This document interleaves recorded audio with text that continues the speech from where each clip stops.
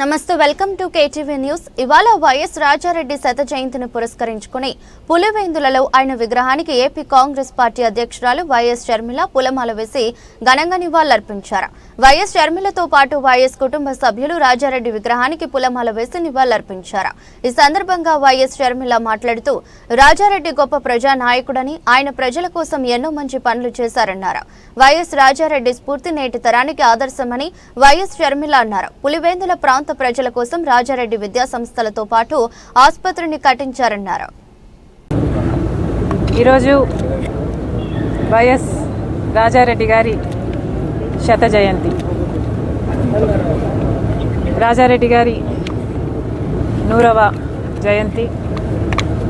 రాజారెడ్డి గారిని ఈరోజు తలుచుకోవడానికి, నివాళులు అర్పించడానికి ఇక్కడికి రావడం జరిగింది. రాజారెడ్డి గారు అంటేనే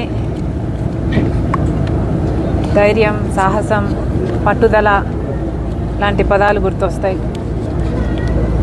సాహసానికి మారుపేరుగా నిలిచారు రాజారెడ్డి గారు.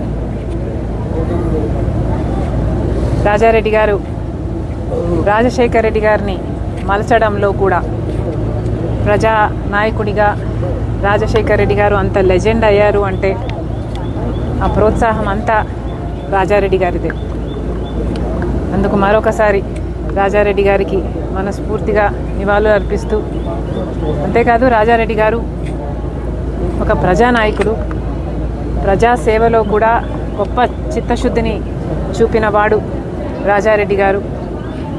రాజారెడ్డి గారు నాకు గుర్తుండే, నేను చూడడమే, గంటల తరబడి ఎంతోమంది ప్రజల సమస్యలు వినేవాళ్ళు, పంచాయతీలు చేసేవాళ్ళు, పరిష్కరించేవాళ్ళు. రాజారెడ్డి గారు ప్రజాసేవలో హాస్పిటల్ కట్టారు, పాలిటెక్నిక్ కాలేజ్ కట్టారు, degree college, junior girls college, ఇలాంటివి ఎన్నో చేశారు రాజారెడ్డి గారు. అలాంటి వాడు నిజంగా ప్రజానాయకుడే. ప్రజల గుండెల్లో ఇప్పుడే కాదు, చిరస్థాయిగా నిలిచిపోయే వాళ్ళల్లో ఒకరు వైఎస్ రాజారెడ్డి గారు. మరొకసారి ఆయన సాహసాన్ని, ప్రజాసేవలో ఆయన చిత్తశుద్ధిని, ఆయన ఆడబిడ్డలను చూసుకునే విధానాన్ని, వీటన్నిటినీ మరొకసారి తలుచుకుంటూ ఆయన ఒక స్ఫూర్తిగా నిలుస్తారు మా తరానికే కాదు, రానున్న ఎన్నో తరాలకి అని చెప్తూ మనస్ఫూర్తిగా నివాళులు అర్పిస్తాం. Thank you.